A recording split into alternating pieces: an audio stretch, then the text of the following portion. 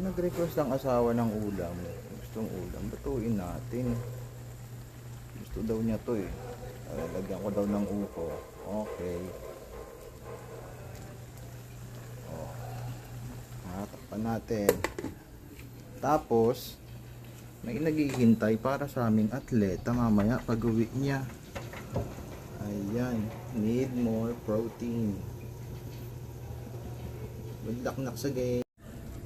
Para sa aming atleta.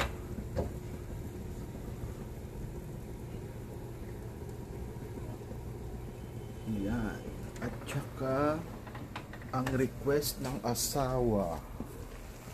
Oh, mami, luto na. Pwede na to. Kain na.